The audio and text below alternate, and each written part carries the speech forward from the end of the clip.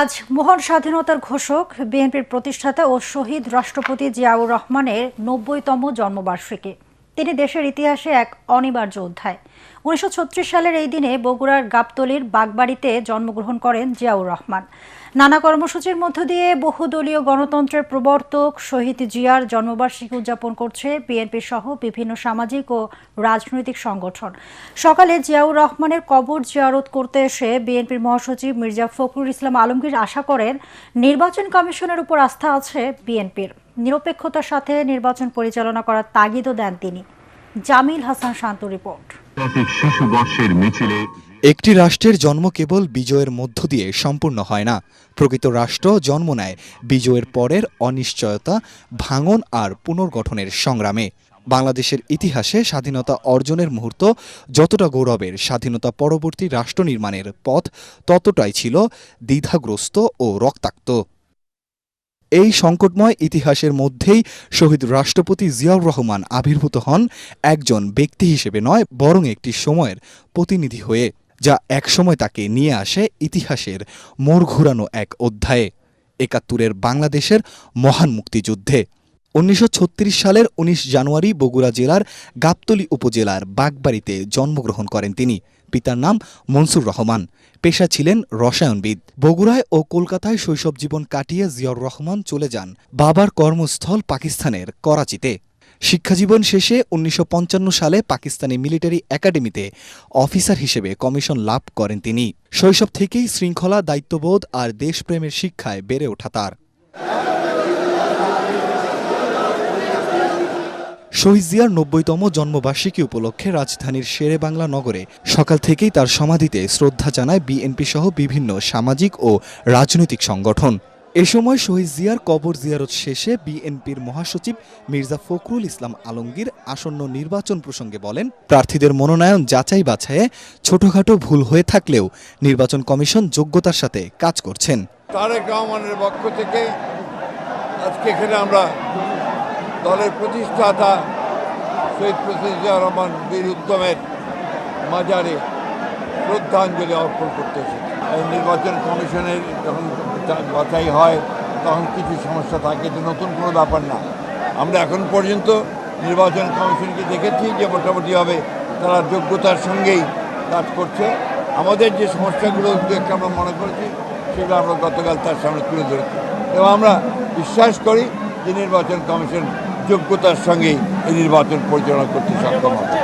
অন্যদিকে রাষ্ট্রনায়ক হিসেবে জিয়াউর রহমানের জীবন, রাজনীতি ও আদর্শের প্রভাব দেশের রাজনীতিকে জাগ্রত রাখবে বলে মনে করছেন সর্বস্তরের মানুষ। জামিল হাসান শান্ত, এটিএন বাংলা, ঢাকা। ত্রয়োদশ জাতীয় সংসদ নির্বাচনের রোডম্যাপ দ্বিতীয় দফা হালনাগাদ করেছে নির্বাচন কমিশন ইসি। সেই অনুযায়ী আগামী ২২ জানুয়ারি সব ভোট কেন্দ্রে চূড়ান্ত গেজেট প্রকাশ করা হবে। ২৮ জানুয়ারি আইন শৃঙ্খলা রক্ষাকারী বাহিনীর সাথে বিশেষ সভা করবে ইসি। ১ ফেব্রুয়ারি আইন শৃঙ্খলা বাহিনীর জন্য অর্থ বরাদ্দ দেওয়া হবে। একই দিনে নির্বাচন কর্মকর্তাদের পর্যবেক্ষক হিসাবে নিয়োগ দেবে ইসি। ২রা ও ৩রা ফেব্রুয়ারি ব্যালট এবং নির্বাচনী সামগ্রী মাঠ পর্যায়ে পাঠাবে কমিশন। এদিকে নির্বাচনী মাঠে রাজনৈতিক দলগুলো নানা অভিযোগ তদন্ত করে প্রয়োজনীয় ব্যবস্থা নেওয়া হচ্ছে বলে জানিয়েছেন নির্বাচন কমিশনার আনোয়ারুল ইসলাম সরকার। তিনি বলেন, বড় বা ছোট দল হিসেবে কাউকে বিবেচনা করা হচ্ছে না ইসি। নির্বাচনে অংশ নেওয়া সব দলই কমিশনের চোখে সমান বলেও যোগ করেন তিনি। কমিশন কোনো চাপ নেই জানিয়ে তিনি আরও বলেন, ভালো একটি নির্বাচন উপহার দেওয়ার জন্য সম্ভাব্য সবকিছুই করা হচ্ছে। এদিকে ব্যালট পেপারে অনিয়ম ও বিভিন্ন বিশ্ববিদ্যালয়ের ছাত্র সংসদ নির্বাচনে একটি রাজনৈতিক গোষ্ঠীর প্রভাব বিস্তারের প্রতিবাদে নির্বাচন কমিশন কার্যালয়ের সামনে দ্বিতীয় দিনের অবস্থান কর্মসূচি করছে ছাত্রদল। বেলা 11:15টার দিকে তারা এই কর্মসূচি শুরু করে। সকাল থেকেই মহানগরের বিভিন্ন ইউনিট থেকে ছাত্র নেতারা সেখানে অবস্থান নেয়।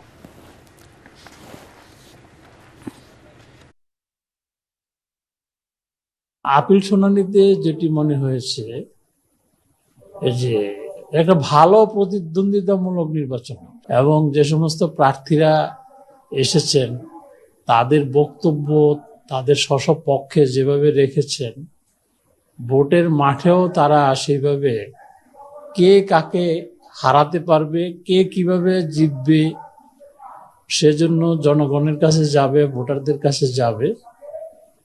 এতে করে একটা সুন্দর নির্বাচন হবে বলে নির্বাচন কমিশন মনে করে। কোনো চাপ নেই, কারণ সবাই চাচ্ছে ভালো নির্বাচন, কমিশনও চাচ্ছে ভালো নির্বাচন, নিরপেক্ষ নির্বাচন। এদিকে আগামীকাল বিকাল 5টা পর্যন্ত প্রার্থিতা প্রত্যাহার করা যাবে। 21 জানুয়ারি চূড়ান্ত তালিকা প্রকাশ করা হবে এবং ওই দিনই প্রতীক বরাদ্দ করা হবে।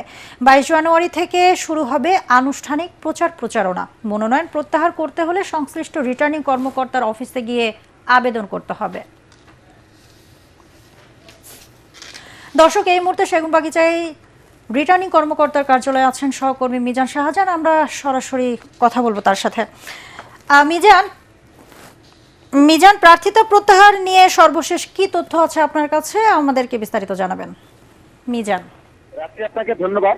আপনি যেমনটা বলছিলেন যে আজকে থেকে যে প্রার্থিতা প্রত্যাহার শুরু হয়েছে, এটি আগামীকাল বিকেল 5টা পর্যন্ত প্রত্যাহার করা যাবে এবং শুধুমাত্র এটি যে আজকে বা কালকে 2 দিনই প্রার্থিতা প্রত্যাহার করা যাবে বিষয়টি এরকম নয়। মনোনয়নপত্র যখনই বাছাই হয়ে গেছে, বাছাইয়ের পর থেকে যে কোনো সময় প্রার্থিতা প্রত্যাহার করা যেত, কিন্তু আনুষ্ঠানিকভাবে আজ এবং আগামীকাল এই 2টি কর্মদিবসে অর্থাৎ বিকেল 5টার মধ্যে প্রার্থিতা প্রত্যাহার করা যাবে। আমি এই মুহূর্তে আছি ঢাকা বিভাগীয় কমিশনারের কার্যালয়ে। ঢাকা বিভাগীয় কমিশনার ঢাকা মহানগরের যে আসনগুলো রয়েছে সেই আসনগুলোর তিনি রিটার্নিং কর্মকর্তা। এর বাহিরে যদি আপনাকে সারা দেশের কথাই বলি, তাহলে সারা দেশে যারা জেলা প্রশাসক বা ডিসি আছেন তারা ওই সংশ্লিষ্ট জেলা রিটার্নিং কর্মকর্তা এবং উপজেলা নির্বাহী কর্মকর্তা বা ইএনও যারা রয়েছেন তারা সহকারী রিটার্নিং কর্মকর্তা। সেই ক্ষেত্রে কোনো প্রার্থী যদি তার মনোনয়নপত্র প্রত্যাহার করতে চান তাহলে তিনি ওই সংশ্লিষ্ট রিটার্নিং কর্মকর্তা অথবা সহকারী রিটার্নিং কর্মকর্তার কার্যালয়ে তাকে আবেদন জমা দিতে হবে এবং সেই আবেদনটি মঞ্জুর হলেই তার প্রার্থিতা প্রত্যাহার হয়ে যাবে। ঢাকা রিটার্নিং কর্মকর্তার কার্যালয় যেটি সেগুনবাগিচায় অবস্থিত, অর্থাৎ ঢাকা বিভাগীয় কমিশনারের কার্যালয়, সেখানে এখন পর্যন্ত ঢাকা মহানগরের যে আসনগুলো রয়েছে কোনো প্রার্থী তাদের প্রার্থিতা প্রত্যাহার করেননি।